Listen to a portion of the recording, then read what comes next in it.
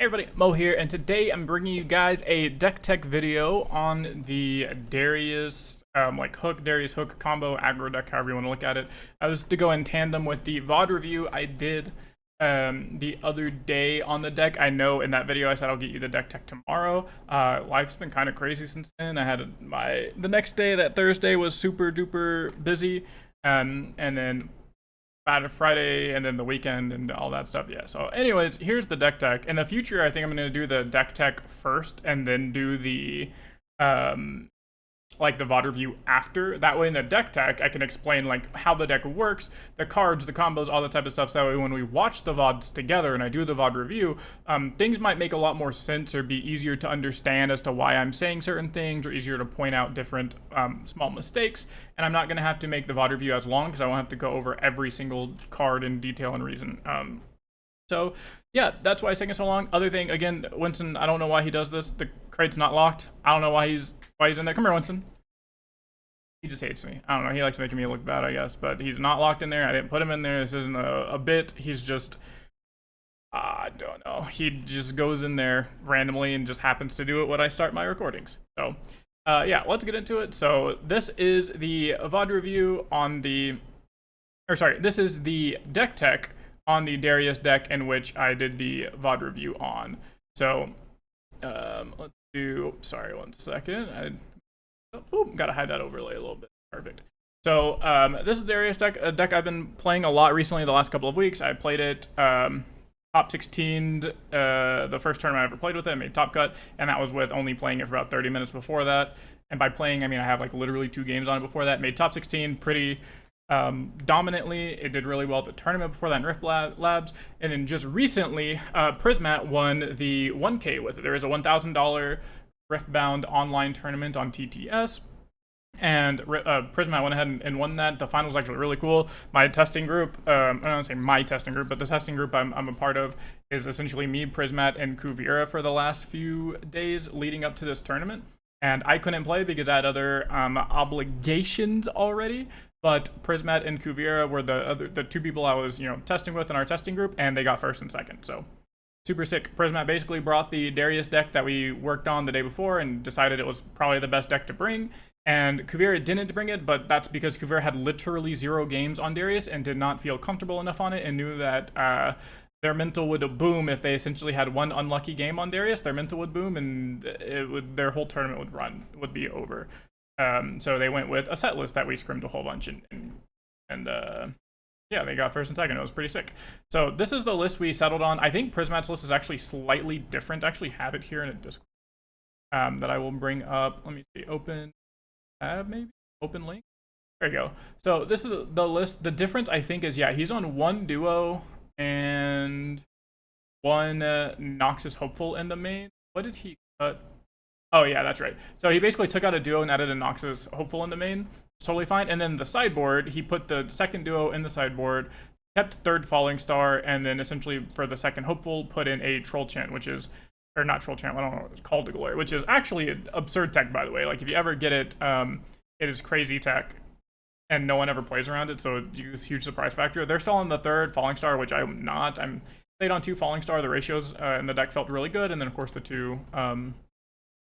what is this? Salvage, which is quite good. So let me get out. So this is the main difference is just they went ahead and put 1 Hopeful on the main board, which is fine. Mostly I have Hopeful in the sideboard here, as anytime you're going second, Hopeful is really, really good.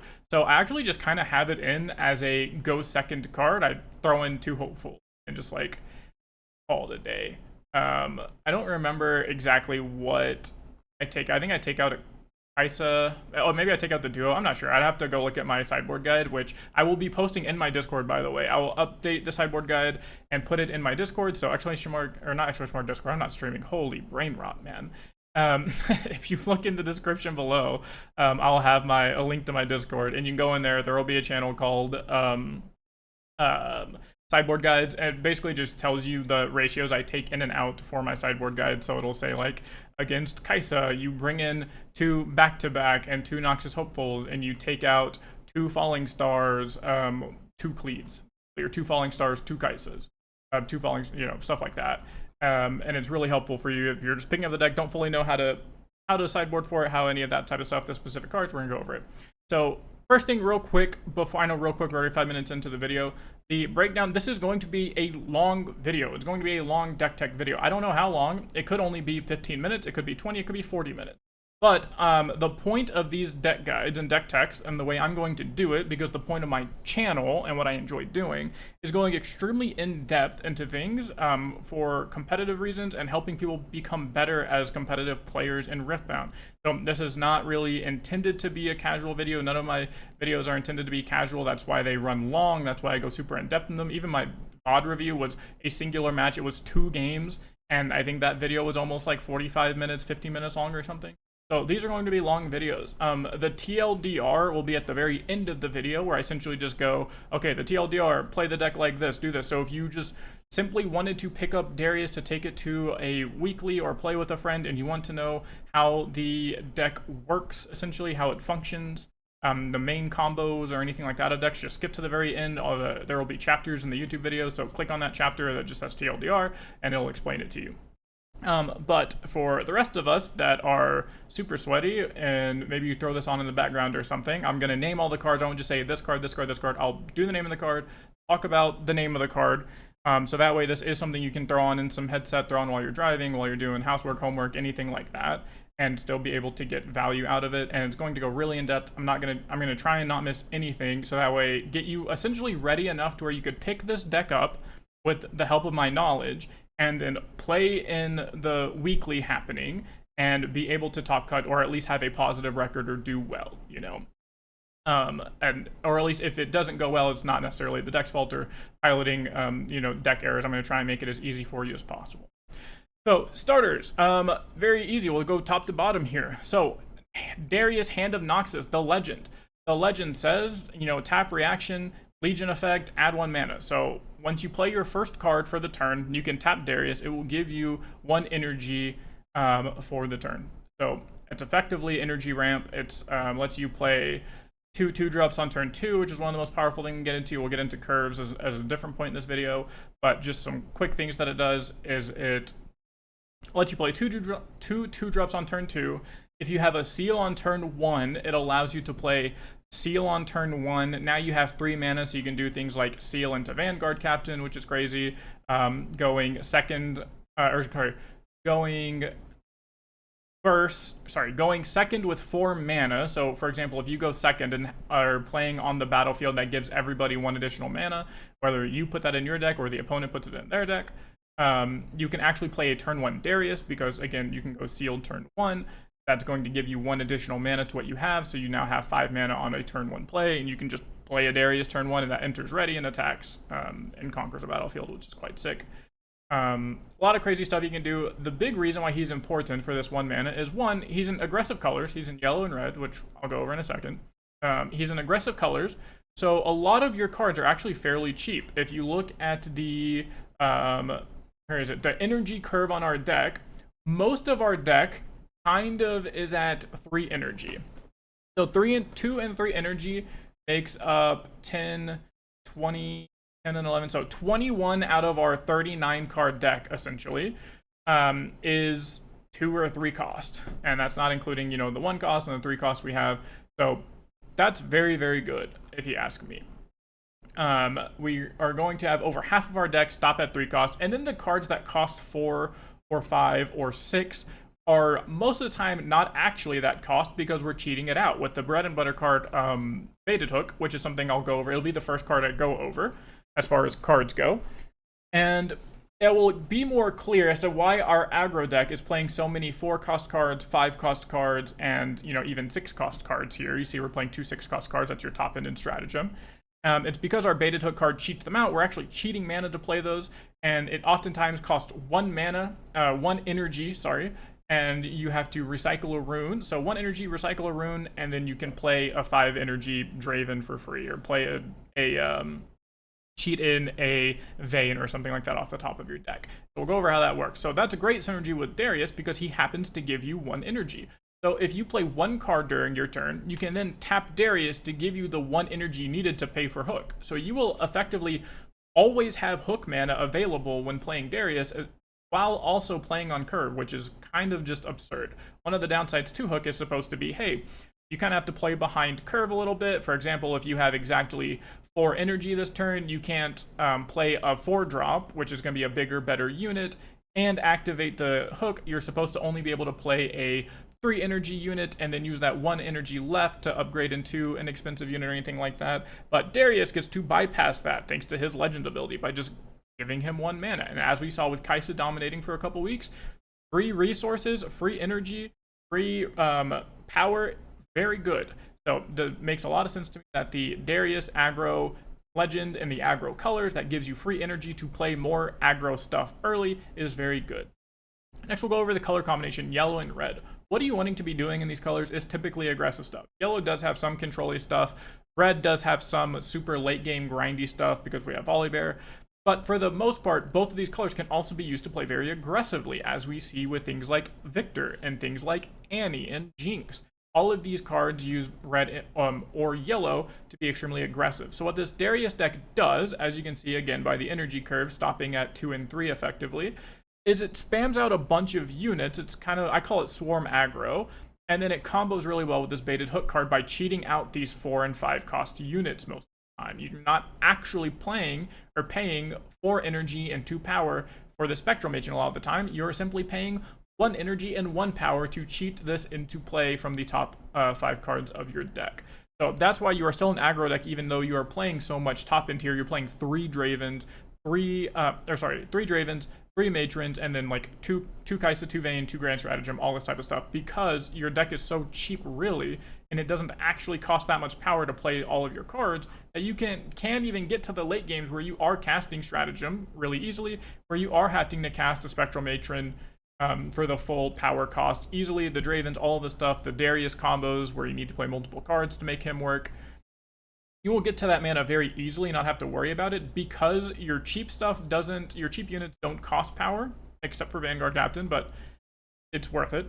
So your cheap units don't cost power, and then your baited Hook costs 1 power a turn, so if you just have a singular Seal of Unity in play, you will just never have to pay power for anything, really, which is kind of absurd at that point.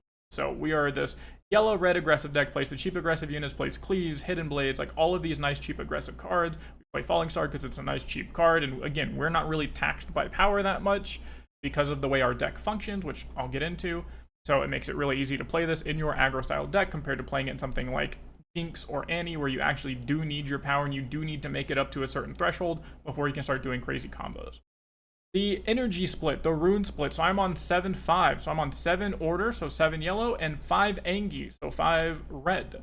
I was on 8-4 for a long time, 8 yellow, 4 red, but with the addition of Falling Star into the main deck, and then going up to, triple Dravens, adding in the Kaisas, all of this jazz, it was eating away at the energy a lot. It was making it to where essentially I had to decide if I was going to cast a Falling Star this game, or instead cast, Kaisas and my chosen champion and Darius and all this other stuff, and I didn't really like having to decide that. I definitely lost a couple of games because I just simply didn't have enough red runes in my deck. I would hit the 2 red runes early, cast a Falling Star, and then just not see a red rune for another 2 to 3 turns, and that felt really bad and would lose me games sometimes. And so I went ahead and made it up to 7-5. You don't ever really feel the full red early on punishment. The only time that really happens is if you legitimately are going second, flip out triple red when you have a Seal of Unity in your hand or something, or going first, you have a Seal of Unity play, flip out double red. But again, those don't happen very often. Those will happen a lot less often than you needing the red after casting a Falling Star to play your other stuff. So I'm really liking the 7-5 split. It's been working out a lot. Don't ask me what the exact math is on it. It was kind of just vibes checks. It was more like 8-4 felt like it was almost enough, but sometimes I got energy screwed by not having red. Therefore, the best thing I can do is just go up to 7-5. Right. So battlefields, now that we've explained and you understand that we are an aggressive deck, we're an aggressive Darius deck, this nice aggro swarmy deck, we can explain the battlefields fairly easily. One last thing I will explain is we are a swarm aggro deck, but we are also slightly a combo deck thanks to this baited Hook card, which I will go over again what it does extremely soon. The first card I go over will be baited Hook. So you look at us as like this aggro swarm deck that pivots into a combo deck as soon as you draw Hook. Sometimes that's you have it in your opener so you can play it turn 2. Sometimes it's not until the turn 4 or 5, whatever, that you have it. So think of it that way. You're playing an aggro swarm deck. As soon as you hit hook, your deck increases power level by like 10x, and you turn into this nasty combo deck that has an engine that's really hard to deal with. So with that being said, we have just some very nice aggro and combo-oriented battlefields. So the very basic one that I'll get over out the way first is Trifarian War Camp. So this is just a very nice, swarmy, aggressive battlefield for you, right? What it does is it allows your little guys, your little 2-cost units like your Daring Poro, Seeker, and then all the recruit tokens you make, become slightly bigger and make it easier to attack into the decks that are simply playing 1 unit a turn or trying to hold with 1 unit after conquering. You can just send in 2 units that were very cheap, maybe cheaper mana, and you up-traded an energy. Let's say you traded, your 3-drop for their Kiana that way. There you go. And then if you end up holding because you have a more power, more might. So for example, if you send in a Faithful Manufacturer and the recruit token that you got off of it, that right there is 5 might into the Kiana's 5 might. So you traded a 3 energy unit effectively for their 4 energy 1 power unit, which is a really big upgrade for you. Yeah, they probably drew a card off of the Kiana or they got the rune back from the Kiana, but that's a really good trade that a lot of decks can't make with that type of energy trade. So we take those. On top of that, the other synergy this has in our deck is it makes your units have +1 might, always. So this means that your recruit tokens are sitting on this. Your recruit tokens are now a 2 might unit, which 2 might, when you sack it to things like Baited Hook, is very important and much, much, much better than a 1 might unit trying to find a 2 might unit. Also, it makes all your 2 might units, so your Daring Poros, Glory Seeker that's not buffed, your Manufacturers, it now makes them 3 might units, and once you get to the 3 might unit, that is a humongous jump because that's when you start to get to find things like Spectral Matron and Kaisa, more importantly your Spectral Matron. So this is your second bread and butter card along with your hook. It's going to revive all of your, not all of, but it can revive effectively over half of your deck. A lot of the really important key units, the Swarm play style and game plan, is going to be fueled by Spectral Matron bringing your units back over and over again. That's why this deck is good into Kaisa, because you play a bunch of units, they have to use their spells and kill spells and units to trade or kill into these units, and then you play things like Spectral Matron, just get them back. You play Baited Hook, where you upgrade any unit that wasn't killed, and it just gets too hard for them to deal with too quickly, and then you just close the game out with stratagem. We'll get into gameplay and play pattern stuff later, but this is just to tell you that being able to buff your unit's might is very useful for the combo half of your deck. On top of the fact that this is good into the removal-based decks like the Kaisas, because giving your units +1 energy makes them harder to kill. 4 damage is the premium spot that Kaisa can deal, so you always want to try and play around 4 damage if you can, because that's Void Seeker, that's effectively the biggest damage they can play at action speed on your unit. Right? So if you can ever get over that 4 might mark, that means that your opponent now has to have 2 cards to deal with it. They have to have like a Stupefy paired with the Void Seeker, or they have to have double Hex Ray or Void Seeker Hex Ray, just an extra combination of cards to actually be able to kill your unit, which again is taxing your opponent even more. Yes, those cards replace themselves sometimes, but you have to get cards out of their hand. You have to get the removal cards out of their hand specifically and make it to where Kaisa ends up with this hand that's effectively just units, Watcher, shitty 2-drop, stuff like that in the mid to late game, and that's how you end up beating Kaisa and getting past this Kaisa kind of brick wall, it feels like, of just going 1 for 1 or 1 for 2 with all of your units with their removals. The other 2 are perfect cards or perfect battlefields in tandem that go with your aggro game plan as well as your secondary, combo game plan, and that is filtering / trying to set up to draw your key cards. So the first one is Zon Warrens. So this one, actually, the first one we'll go over is Candlelit Sanctum because it's fairly standard. So Candlelit Sanctum says when you conquer here, you can look at the top 2 cards of your main deck. You can recycle 1 or both or put them back in any order. So what this is doing for us is it's effectively letting us to filter 2 cards at a time to either find our key combo cards like Baited Hook, or if we have the Baited Hook, to then filter out the misses in our deck to try and dig into the units we want to hit.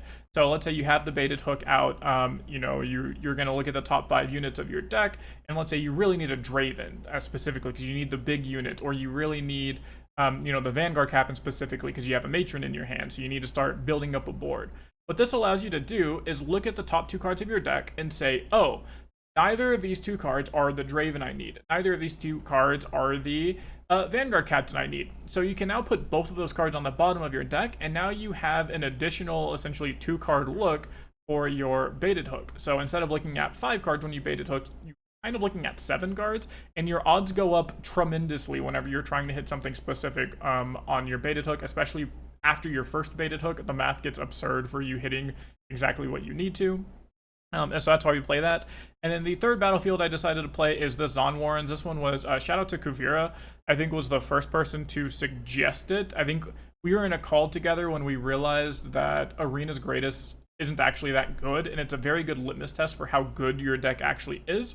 And then the better your deck is, the less likely you should be running Arena's Greatest. For those of you who don't know, Arena's Greatest is the battlefield that gives you and your opponent 1 point to start the game, so it effectively just makes you have to play a 7-point game, 7-8-point game, which heavily favors the aggressive decks or decks that can get points early, or get points quickly. And we realized that our decks look really good, and we just don't need to be giving points to these other decks that can sometimes squeak out a win against us or apply pressure if we ever have a misdraw or a misstep. So what can we do instead? And Zon Warrens is a perfect answer. Again, I think Kuvira was the first person to suggest this. It's essentially very similar to Candlelit Sanctum, where it loots you, so it filters out your hand. So if you ever have a clunky hand, let's say you do have your hook already, but you have 2 hooks in your hand, or you draw a hook in the mid game and you don't need it because it's useless. It lets you discard the hook to draw into a real card, or same thing with like units in your hand. Let's say you draw a Grand Stratagem early and you don't need it. You can discard it, try and find some units to play, discard an expensive unit to try and find a unit to play. There are some really good combos where if you're going first, you can, on 2 mana, play any of your, or either of your 2 mana cards, so your Daring Poet or your Treferian Glory Seeker, and then you conquer the Zon Warrens on turn 2, so you just, untap everything, draw your card for turn, ready 2 more runes, so you're at 4 runes total. You conquer Zon Warrens, you can discard the Vanguard Captain out of your hand, which now it's in your trash, so then you can just play Spectral Matron on turn 4, and then that's just kind of like a way to cheat out Spectral Matron on turn 4 onto this great Vanguard Captain, which is something you really shouldn't be able to do, but can do with Zon Warrens. But the biggest thing is it adds consistency to your deck to be able to draw into your baited hook more often.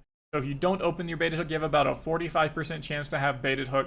You have a 45% chance to have baited hook in your opening hand once you mulligan 2 cards, which you're always doing if you don't have the baited hook in your hand. And then you get about, the easiest way to math it out is you get about 5% per draw on getting a baited hook. So you have about a 55% chance to have baited hook by turn 3, which is kind of your key turns, because turn 1 you set up with the 2-drop, turn 2 you are going to want to be playing your like Vanguard Captain or more 2-drops, and then turn 3 is really when you're going to want to start going things like baited hook, sack those to find the really big units in your deck, right? So yeah, somewhere around a 55 to 60% chance to have it on turn 3. Every time you draw, it increases that by, again, 5%, which is absurd. And then what it also allows you to do is, again, get rid of those clunky cards in your hand. Like if you're in a matchup where Falling Star isn't good, discard the Falling Star. If you're in a matchup where, like, let's say you opened with Double Cleave and you're not going to need Double Cleave likely, discard Cleave, draw a new card. It's just a really nice way to filter your hand, add some consistency to it, dig deeper for your combo pieces if you need it, or if you have your combo pieces, maybe dig for any spells that you could need because you'll have the unit part kind of locked up. So it'll allow you to try and dig to your late game Grand Stratagem game plan, dig for the kite or for the veins that can help you stabilize, dig for any unit that could be useful, that like the Dangerous Duo, the Matron to bring stuff back, the Kaisa because that's accelerate and can draw you cards. It's just a really nice way to filter out your hand and kind of smooth out your deck overall. And again, I kind of went over already why I don't play the Arena's Greatest. I just don't think it's needed. I think our deck is too good, and I really like Zon Warrens a lot more. Now we'll get to our deck, the main deck, the 40 cards that make this deck function and why we picked all the cards. So the first thing we will go over is the Baited Hook card. So Baited Hook is a 3 energy gear. So it's a permanent gear that sticks into play, sticks in your base essentially until your opponent has an ability that removes it. And it says for 1 energy and then 1 power, so 1 energy and then recycle a yellow. Tap, kill a friendly unit. Look at the top 5 cards of your main deck. You may play a unit from among them that has might of up to 1 more than the killed unit, ignoring its cost, and then you recycle the rest to the bottom of your deck. So this is very similar to Birthing Pod from Magic the Gathering. What this is saying, to put it in very easy terms to understand, is you play Hook for 3 mana. Then you tap 1 energy, probably tap a yellow energy, a yellow rune. You tap a yellow rune, you recycle that yellow rune you just tapped, and you tap the baited hook. You kill one of your units. So let's just say we kill the Daring Poro, just a nice 2 energy unit. Now what you're going to do is you're going to look at the top 5 cards of your deck, and any unit in that top 5 cards, in those 5 cards, any unit that has 3 might or less, you can just put directly into play. You can play it to a battlefield if you know you control a battlefield. You can play it to your base. It's just like Aurora, where you can just play the unit anywhere you can legally play a unit. And you are just going to do that, which allows you to effectively upgrade all of your units into more expensive units or just bigger, better units in the mid to late game. So you get the early game value by getting that, Assault 3 on turn 2, which is really good by Daring Poro. Having a nice 3 attacker is really good stat line. Same with Manufacturer, being able to just have 2 bodies. So you have a 2 might Manufacturer, and then a token lets you attack both battlefields extremely quickly, get your points early, and then you can sack them to Hook, upgrade them into real units, which is really good, right? So why this is so powerful, I dare say call it broken, is it leads to some really disgusting combos. Some of them, I'll go over those now, are your bread and butter, the Vanguard Captain into Spectral Matron combo. So Vanguard Captain is a 3 energy, 1 power, 3 might unit, and it has a Legion effect. So if you don't have Legion, if you don't play another card, if you just play this first, it is just a vanilla 3 energy, 1 power, 3 might card. Not good. Those are not good odds, or not good stat lines. But Legion effect, so if you've played a card before the Vanguard Captain, you get 2 1 might recruit tokens in play wherever you play the captain. So if you play on a battlefield, you will get 2 recruit tokens there. If you play this in your base, you will get 2 recruit tokens. So then it effectively turns into a 3 energy, 1 power, 5 might unit, which is way above average. That's way above rate.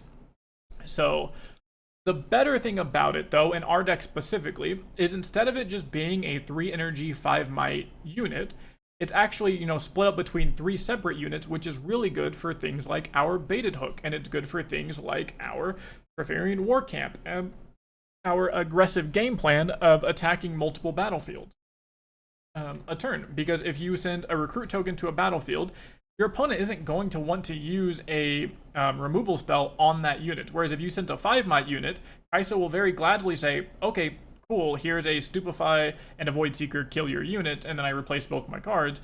If you have 2 recruits, they're going to send a recruit in, and then they're not really going to want to Void Seeker your recruit, especially when they know you're just going to send in another recruit afterwards that they can't stop, and you're going to get the point anyways, right? So that's something that's really good about it, really strong in our deck. The other thing is you can just sack just the recruits to the baited hook, so you can keep the 3 might unit, keep a 1 might recruit, and then you can kill the second recruit to baited hook to find a 2, and you still have 4 might in play just off of Vanguard Captain. And then sacking that token to find a 2 will now put another, 3 might into play off of Glory Seeker, a 3 might attacker in Poro, 3 more might if you find a Manufacturer. So you will, at the end of the day, instead of just having to sack your 5 might to find a big unit, you sack a 1 might, and you're just constantly upgrading might, and that's what this deck does. So what this combos with, though, is you see this has, 3 base might. What it will then do is combo into your second one of the most powerful cards in your deck, which is Spectral Matron, and this is the main combo people thought of when they saw the Spectral Matron card, which Spectral Matron is 4 energy, 2 power, 4 might, and it says, when you play me, you may play a unit costing no more than 3 energy and no more than 1 power from your trash, ignoring its costs. So you play it for free from your trash. You essentially reanimate any unit that costs 3 energy or less and 1 power or less, which is, magically Vanguard Captain. So you can, if Vanguard Captain dies or your opponent kills the Vanguard Captain, you then play Spectral Matron, you just get the Vanguard Captain back, and this is effectively turns into 4 energy, 2 power, 7 might. Or sorry, 9 might, not 7 might, because it's a 4 plus 3 plus 1 plus 1, so 4 plus 5, 9. But it's, again, split up across a bunch of units, which is very good for this style of deck and this aggro swarmy game plan. Also really good with your Grand Stratagem game plan. But the kicker is like, oh, well, it costs 2 power, so that's really expensive. It's really not good. Again, the crazy part is because Vanguard Captain has 3 might, and because Spectral Matron has 4 might, that is only 1 more than the captain. So what you can do, and what it turns into really broken stuff, is you can baited hook to sack your Vanguard Captain. So you kill your Vanguard Captain, preferably after you use it. Maybe you conquer a battlefield early, kill the Vanguard Captain. Now, you can look at the top 5 cards, you find a 4 might or less unit from amongst them, you find a Spectral Matron, you play Spectral Matron from the top for essentially free, 1 energy and 1 power. Oh no, the big cost, such big cost there. You play Spectral Matron, it brings back the captain you just sacrificed to your baited hook, and because you're playing the matron off baited hook, because it does say play, you're playing the card off of baited hook, you're playing the matron, matron brings back captain, captain sees that you have played the matron, right? And then the Vanguard Captain Legion effect triggers. So what ends up happening is you paid 1 mana, because you baited hook, you paid 1 energy and 1 power, to now put 9 might into play across 4 different units. And this ramps extremely fast and gets out of hand extremely fast. Not to mention, just having a 4 might body early is pretty nice. Attached with the 3 might body, you swing for 7 together. That will get over most anything in the early game. Is really, really crazy. 4 might also, dodges falling stars. It's 1 higher, so your opponent can't just go. Kai'Sa opponent just go, okay, cool, you did a matron combo, I'll just falling star, kill matron, kill captain, all you have are 2 recruits, blah, blah, blah. 1, you still have 2 recruits at the end of the day, which is great. You sack those recruits, upgrade into a 2 might unit, keep going with your combos. Oh, sorry about that. And then 2, that just can't work because your matron again has 4 might, which is just bigger than falling star. They have to commit a stupefy or have an orb in play or something like that to get over, right? So that's your main combo. With these 2. The other thing why Hook is very good in Darius compared to Victor, and why you're seeing a lot of Darius Hook compared to Victor Hook, is because you play these red units, these Angie units, that actually cheat compared to Hook, that are very, very good in specifically Hook, whereas in other decks they are very bad. And that is going to be your Vayne and Draven. Vayne's actually not that bad of a card. It's pretty solid depending on what you're trying to hit. I know Kai'Sa played it. I think it's very solid. Draven also is actually not that bad in some aggro decks. Just not really needed in some of them. You played in Andy because, again, Draven is actually a really good card. But if Draven is already good enough to main deck at 5 energy, 1 power, you can imagine that at 1 energy, 1 power, get it for free off the top of your deck, not even having to take up a slot in your hand, is extra good. Because Draven's ability, for those of you who don't know, 5 energy, 1 power, 3 might. That stat line, horrible. Why are you doing that? It's his ability. His ability says, my might is increased by your points. Meaning, if you have 2 points, because it's turn 2, Draven is already a 5 energy, 5 might unit, which is quite good. But because Draven's base might is 3, and cards' abilities aren't actually in place or real or not a thing until the unit is in play in the in play on a board, all cards look at other cards as their printed values, which means even if you're at 7 points about to win the game, this Draven is still only a 3 might unit while it's in your deck or anywhere not in play. So that means you can sack any 2 might unit, so your 2-drop, your turn 1 play, or a token that's sitting on a Trifarian War Camp, because it goes from 1 might to 2 might while on Trifarian War Camp. You can sack any of those and find a Draven immediately. So something really crazy you can do with that is, and say you go second on turn 1, you have 3 might, you play Manufacturer and a Recruit token, you pass, your opponent, does whatever they're going to do. You can take 2 points. Let's say they didn't have a 2 might unit, a 2 cost unit, so they didn't have a turn 1 play, and then they spend their turn 2 playing a 4-drop, right, like a Kiana. What you can do at that point is attack somewhere with Manufacturer, get a point, attack somewhere with the Recruit token, get a point, you sack your Manufacturer with your baited hook on turn 2 to try and find, the Spectral Matron to bring it back, a Kai'Sa, a Captain to start doing stuff, whatever it is, you just basically try and upgrade your Manufacturer. If you happen to hit a Draven, this Draven is 5 might because we captured 2 points on our turn 2, and you effectively just traded up into a 5 might unit on turn 2, which is absurd. And you have your engine out, so your opponent has to find a way to deal with your Recruit token, or you're going to get another point at the start of your turn. And unless your opponent is just playing like really good removal spells specifically, like actual hard removal spells like Falling Star deals with the Draven that early, but then your opponent is having to trade 2 power, so 2 runes to kill this unit that cost you, 1 rune, and then if you had a seal in play, it costs you 0 runes at that point, is such a good trade for you again. And then you're eating their Falling Star, which means they won't have it for, or likely don't have a second Falling Star for the second Draven you hit, or won't have a Falling Star to clear out 2 smaller units from you. And it's a lot of pressure really early, really quickly. Same with Vayne. Vayne is a 4 energy, 1 power, effectively 5 might unit while attacking, because you will only ever play Vayne when your opponent controls a battlefield.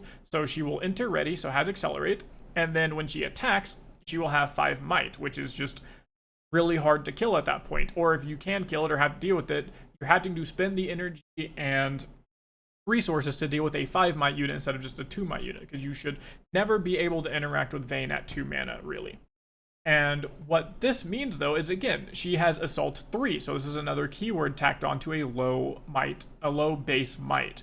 So at 2 even, you can sack a recruit token, sack literally anything in your deck, including these recruit tokens, to upgrade to a 2 might, and Vayne comes into play off of, looking for a 2 might unit, because that's what Baited Hook sees her as. So that's why this Darius Hook deck is played a lot more than Victor Hook, on top of having the high rolls of yellow that Victor also has. You also get to play the Darius champion, which gives you more energy every turn, so you can play on tempo, you can play on curve, and still activate your hook.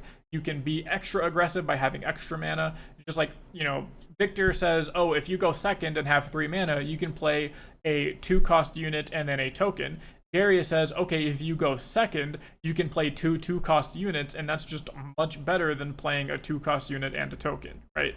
So you can have similar aggressive style openings with this extra mana from Darius, but you get to cheat and play all of the really good red cards, whereas Victor, there's not a whole lot of really good blue cards you're wanting to play in an aggro variant, which, the Baited Hook would be in decks.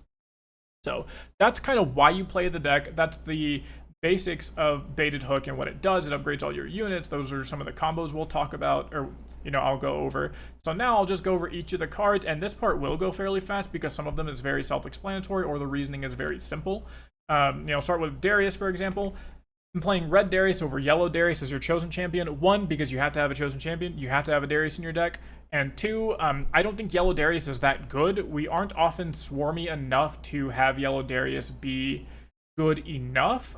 And red Darius being 5 mana to come in for 7 on his own readied is very, very strong. A 7 might unit coming in on your own is one of the ways you need to win with this deck. One of the ways you kind of stall out or lose is by not consistently gaining points every turn to get to that point value to where you can just cast a Grand Stratagem and win, or start holding with Dravens and just win the game. You need to get points consistently to make your Dravens big, to apply pressure, to stay ahead in point tempo, to get to the point where you can just get to 6 points, cast Grand Stratagem, say I win the game, right?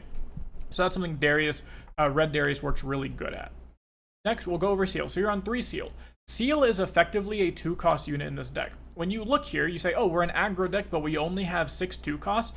The math on having a turn 1 play is not very high. Well, we're actually on 9 2-costs, because what Seal of Unity does is it effectively ramps you 1 energy on the turn you play it, because of the Darius ability. The Darius legend says, once you play a unit, get an energy. If you spend 0 energy on a card, so Seal of Unity, what you do is you float the rune, so you float the energy that you're going to have to recycle for Seal of Unity. So let's say you have a yellow rune in play. You will tap that yellow rune, and then recycle the yellow rune to play the Seal of Unity. So you still have the 1 floating from that rune. You have the 2nd mana on your turn, because you just start the game with 2 mana. And now you have Darius Legend ability, so you have 3 mana on turn 1. And you have a power because you have Seal of Unity, right? So what that lets you do now is play all of your 3-drops on turn 1 as well. So that's why having a Seal is counted as a 2-drop or a turn 1 play, because in order for you to not have a turn 1 play in your Darius deck going first, you have to miss out on Poro, Glory Seeker, and Unity. Or if you have Unity, you have to then miss out on any of your 3-drops and Baited Hook, which is just like not something that really happens very often, and that's why this deck is extremely consistent, because you do have the extra energy, you have multiple outs to having a turn 1 play, and then Seal of Unity also just leads to some disgusting turn 1s that are kind of illegal. The super nut, gameplay is turn 1 Seal of Unity and Darius, so you have 3 mana. You just play a Vanguard Captain on turn 1 now, because you have the 3 energy from the Darius. You have the 1 power because of the Seal, but you also have the Legion effect because, again, you played a 0 mana Seal this turn. So you start the game with 5 might in play. We already went over how 3 energy for 5 might is extremely good on rate, or extremely over rate, extremely good rate. And then what you do is you untap, so now you have 3 energy, because you remember you recycled 1, so you're from 2 to 1 because you recycled it, and then you get 2 more your turn, so you have 3 energy. You attack, you conquer both battlefields with your token, and then you conquer one with your Vanguard Captain, because now with your 3 energy, you spend all 3 of that energy on a baited hook, so you go to 0 energy, right? Well, this is where Darius Legend comes in again to let you play on curve. So you've played a card, so now your Darius is online, so you have 1 extra energy, and you have Seal of Unity to be able to activate the baited hook immediately. So you tap your Darius Legend, tap the baited hook, tap the Seal, so you're not even losing runes anymore because you have the Seal in play. And you sack the Vanguard Captain, you find a 4 might unit or less, 4 might unit or less to put into play, which is every unit in your deck. Let's say, the nutty scenario is you hit a Spectral Matron, you then play the Spectral Matron off the top, you bring back the Captain you just sacrificed, it brings back 2 more tokens, and your board is 4, 3, 2 from it just coming into play. So that's 5 and 4, which is 9. Then you have 10 might, because you still have one of the very first recruit tokens chilling in base because you didn't need it to conquer, right? So that's 10 might in your base across 5 total units, and then you have the 1 other recruit token chilling on a battlefield, so you have 11 might total, 6 units in play total, which is just absolutely absurd turn 2. Meanwhile, your opponent has had a singular turn, which means they either just played a 2-drop, a 2-cost unit, or they didn't have a 2-cost unit and passed and did nothing. So let's say you play against, a set player and they went turn 1 Daring Bar or turn 1 Cythria. You say, cool. Your Cythria is going to untap and be facing down 11 might total. What does your set opponent do to get back into the game at that point? Really nothing. Because again, at that point is when you start looping your Vanguard Captain into your hook, and then obviously nutcase scenario, you hit another Matron, and you just keep spitting out a bunch of units, and then eventually you Grand Stratagem and win the game. At that point, you can even Vanguard Captain, find a Vayne if you need to, start clearing your set opponent's board to do stuff. You can Vanguard Captain into a Draven, because you're going to be at +4 points on turn 3. So turn 3, it's a 7 might unit, and what does your opponent do against a 7 might unit? 7 might unit on turn 3. Nothing. You can't even Falling Star it at that point, which is completely absurd. So it gets out of hand really crazy with these nutty Seal turn 1 plays, right? Because it's a 0 mana card, and you can always just hold on to Seal to use it as an extra mana later on in the game. Next is Cleave and Hidden Blade. These cards are just good spells. You're an aggro deck, so having 1 mana for a Cleave is very good. Cleave is also kind of free thanks to Darius Legend ability. So on 5 energy, or 5 runes, you can play a Darius from Legend Zone, or Chosen Champion Zone. That's all of your runes, but then you can tap your Darius Legend now for the extra rune, pay for a Cleave up Darius and Darius for 10 on 5 energy, whereas every other champion has to do that on 6 energy or 6 runes. You can do it on 5 runes, which is pretty illegal. And then Hidden Blade is a good removal spell if needed, but most of the time you can target your own unit to just draw 2 cards. It's a way to refill. You play a lot of tokens. Very often I'm just going conquer a battlefield with a recruit token. Cool. Hide a Hidden Blade on there, or cast a Hidden Blade, kill my recruit token, draw 2. You're super happy. Another thing about Hidden is when you hide the card, it does not count as playing. But when you play the card on the next turn for 0 mana and you just play it at reaction speed, that does count as playing. So it is, again, another 0 mana card effectively on your turn if you save it and then use it as a starter, like a turn starter. So let's say you take a battlefield to recruit token, hide a Hidden Blade on there. Your opponent says, well, I don't want my unit to get Hidden Blade for no reason, so I'm just going to not deal with it. It goes to your turn. You can start your turn with going, okay, get my Conquer point because you did hold, and then Hidden Blade my token that's sitting here, draw 2 cards. Now you've played a Hidden Blade, so you trigger all your Legion effects, whether that's your Darius Legend, your Vanguard Captain, your Dangerous Duo, whatever it is. All of your Legion effects are now triggered, and you started your turn with +2 cards, which is absolutely. Next we have Falling Star. Falling Star is just an absurdly broken card. 2 mana, kill 2 units, or 2 mana, kill a big unit is very good. Yes, it has a steep power cost to it, but again, we are actually in a very aggressive deck with a low curve, low energy curve, low power curve. So being able to spend the 2 power and 2 energy on the Falling Star is very reasonable for us, which is why it's in the deck. Comes out against some matchups, but it's good enough, and there are enough matchups right now where you just leave Falling Star in because it's good, and a lot of people don't play around Falling Star game 1, or if they don't play around it and you have it, you kind of just smoke them out. Next is Dangerous Duo, Glory Seeker, and Manufacturer.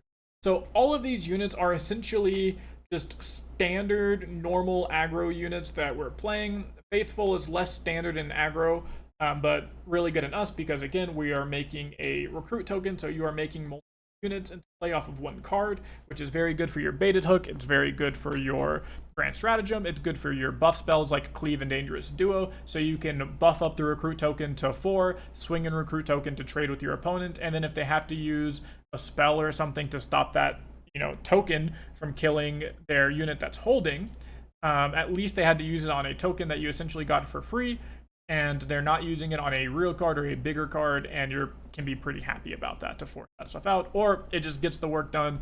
You can sack your token now, and your opponent is going to have to deal with the fact you got a lot of value off of the token.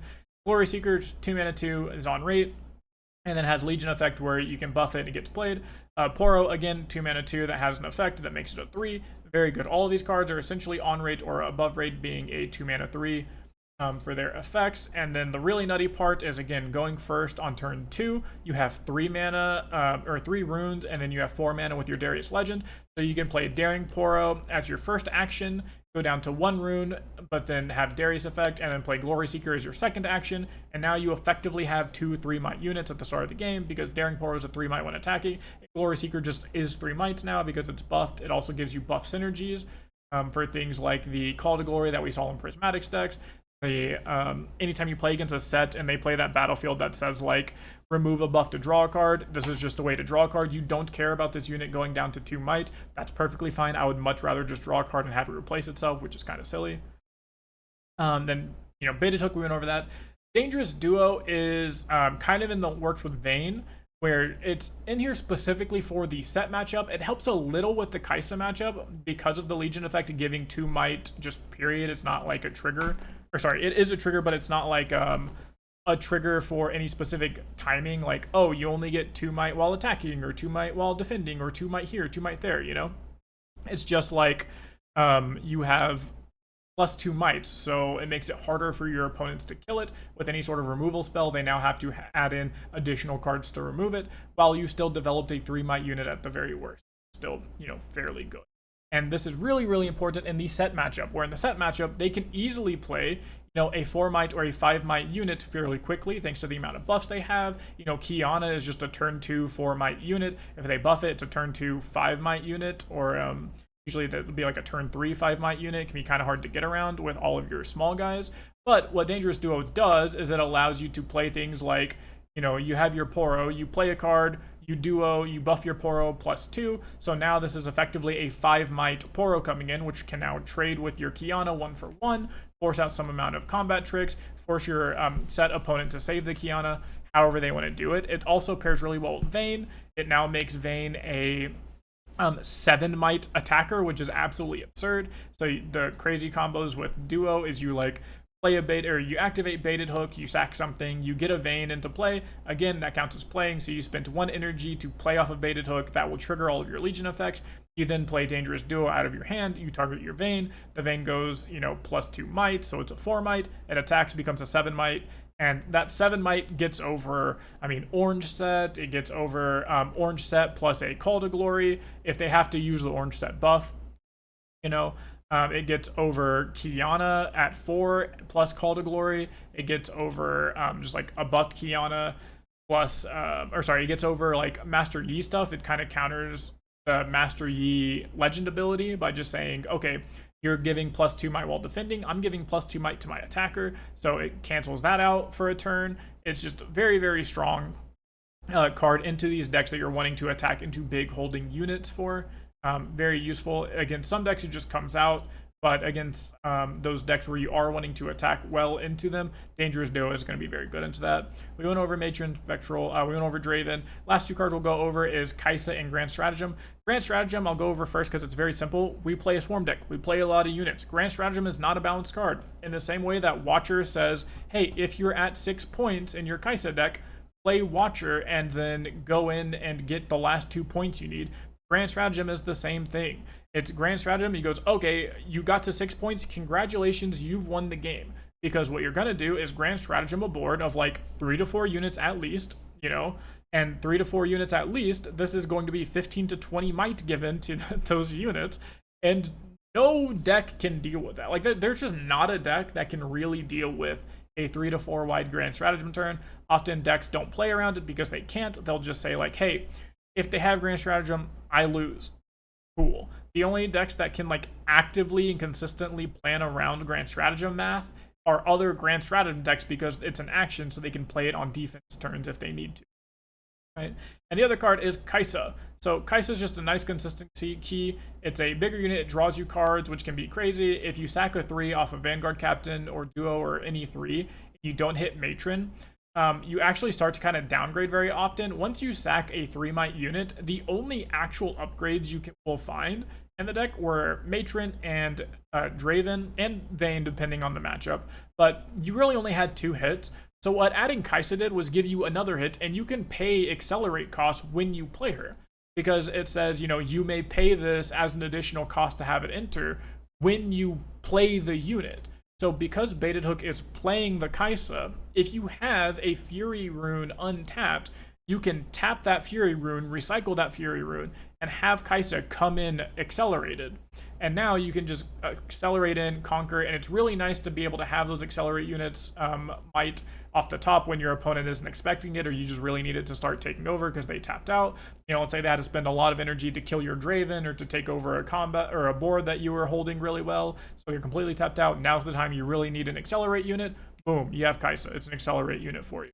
Early game, or your opponent tapped out again to do something like take over and they just have small units, boom, accelerate Kaisa, go over their 3 might unit, and you draw a card for it, and now they have to deal with this Kaisa unit. It's just very solid all around, filling out a lot of holes in your deck that you are wanting. And yeah, and then she's also, again, a no might unit, so if you absolutely have to just play her raw, like if you just go, you know, turn 1 play a 2-drop, turn 2 play a Kaisa, that's fine because it's not messing up your energy cost. She's a threat on her own. She can't be Falling Starred because she has 4 might. And she's a threat on her own that just makes your opponent have to find ways to deal with her, or you will get a lot of value out of it, as we see in the Kaisa deck. Red Kaisa is by far their best unit, and the fact they get to use as a chosen champion is just very, very good. One of the main reasons that that deck is actually good in top tier. So now we'll go over the sideboard really quickly, and this is the thing that will change the most, depending on the meta. Obviously, that's the whole point of the sideboard. So I'll just go over what I have in here right now, why it's in here, and then other options you can look into for the sideboard. So first is Salvage, 2 Salvage. Salvage is easily the card that can get cut first. It's kind of in here for the mirror match, which doesn't really exist because people don't play Darius for some reason. And it's also in here for Aurora decks, which you are already beating Aurora decks, but Salvage just makes it even easier to beat the Aurora decks because, you know, Falling Star isn't good into Aurora decks because all of their units are going to be ginormous. So you just put into Salvage and it says, okay, cool, you worked really hard on getting that Aurora out. Here's a Salvage to kill your Aurora anyways, right? And it's perfectly fine.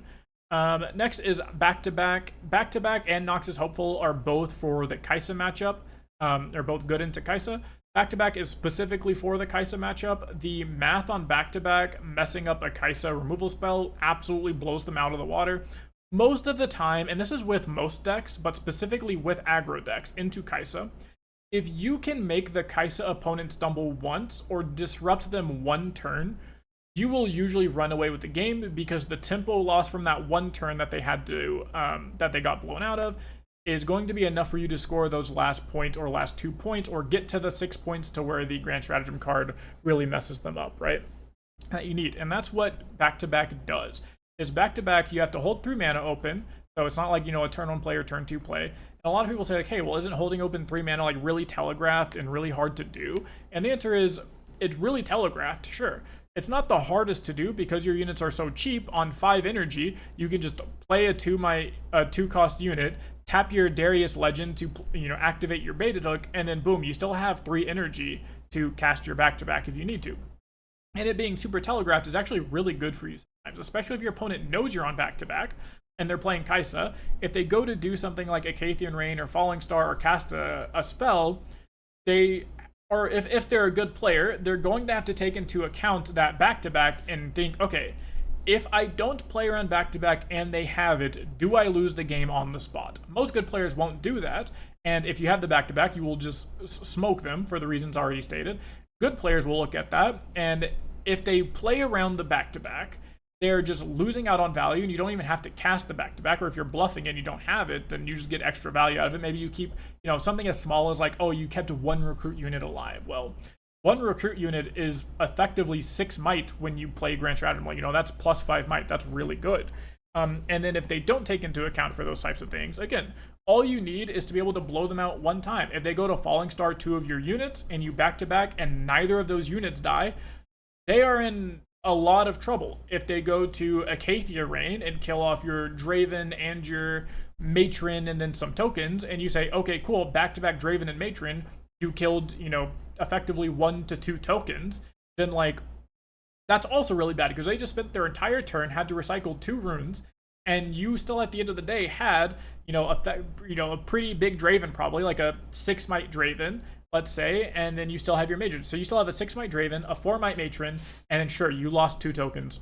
No one really cares. At that point, your opponent's tapped out. You can get 2 points guaranteed, which hopefully at that point, if you already had 3 points because your Draven was a 6, or even if you only had 2 points because your Draven, or sorry, if you had 2 points and your Draven was a 5, then what you do now is you just go like, okay, Draven attack somewhere, get a point, Matron attack somewhere, get a point, and now your opponent has to find a way to deal with a 7 might Draven or an 8 might Draven, depending on how big it was, a 7 or 8 might Draven, and that's not really easy to do without, again, having exactly Darius or having like Watcher to kill just the Draven. You still have the Matron over there holding a point because you conquered. And then if they don't have those, that's also, again, them tapping out now, spending all of that energy to deal with 1 card, stopping you from getting 1 point, and we just increased our points to get to that Grand Stratagem win. Crazy. Like, this card will single-handedly win you Kaisa games because your opponent can't play around it or doesn't play around it. Last 2 cards here, Noxious Hopeful. This card's also very good into Kaisa. 4 might is very huge. What is it called? It is not Starfallable, meaning you can't cast Starfall on 2 units like a 3-drop or a 3 might unit and a Noxious Hopeful because it won't die. So if you end up with enough 4 might units, then the Falling Star value gets reduced a whole lot. And then also just any game you're going second, I put in Noxious Hopeful because if you're going second, then you start with 3 energy, so you can do the double 2-drop thing. You just want more 2-drops in your deck, and this is the biggest 2-drop you can put into your deck if you don't have a second. And the last card in our deck is Leona. Again, this is very meta-dependent. This card single-handedly solos Master Yi. You're in yellow. If you are a yellow deck, play Leona somewhere in your deck in order to beat Master Yi. Master Yi is very popular and very powerful, but this Leona card solos that deck. Like, just single-handedly, they cannot deal with this Leona card in any meaningful way. Because Master Yi wants to, defend solo, and if they defend with 1 unit and you attack with Leona, that 1 unit can't deal damage. Even if they have combat tricks and stuff to make it to where you don't kill them, that's cool. You are still slowly ripping their hand apart while they just have 0 answer to this Leona card, and that's very good for you. Right? So that's why it's in the deck. So that's the entire deck tech. That's the whole list. Again, like I said, it's an hour long. It's very, very in-depth. I went over every card, every reasoning, down to the rune choice and everything, and we were like 30 minutes in before I even got to the actual deck itself. But that's how this deck's going to go. The TLDR for this deck is you're an aggro deck that leans into combo. Your main card is going to be this Baited Hook card. Your main combos are going to want to be sacrificing 3 might units, specifically Vanguard Captain, to try and find your Spectral Matron and then loop Vanguard Captain, Spectral Matron. Spectral Matron reanimates the Vanguard Captain. You keep your tokens really big. Eventually, you'll want to go into a Draven. If you're against a unit-based deck or a deck that is trying to hold on you, Vayne is very good because it will get over just about every unit in the game or force a trade if your opponent doesn't have interaction. You're chilling, and you're just trying to get to 6 points as fast as possible, so that way if you draw or have a grand stratagem, you simply win the game and your opponent can't interact with it. But you're also just a really nice aggressive deck that's able to get to the 8-point game plan really easily, because you can hold for the last point or two with things like Draven, end up going to things like 9 might Draven. You put 2 Dravens into play, that's 18 might on a battlefield. What is your opponent going to do against an 18 might Draven? 18 might hold thanks to just 2 Dravens? There's not a whole lot they can do. A lot of decks can't attack over that. A lot of decks can't remove that unless you're yellow and just have a literal I kill your unit card. So that's just a lot of power for not a lot of mana. And that's why this deck is very strong. Sideboard guide, you essentially play these. This card into the Mirror and Aurora, this card into Kaisa, this card anytime you go second because 4 might 2-drop going good, and then Leona anytime you're against Master Yi. There you go, that's the deck tech. We just hit exactly 1 hour. Hope you guys enjoyed it. Join the Discord so you can get the sideboard guide to this deck in there as well. That's going to be it. I'll see you guys in the next video.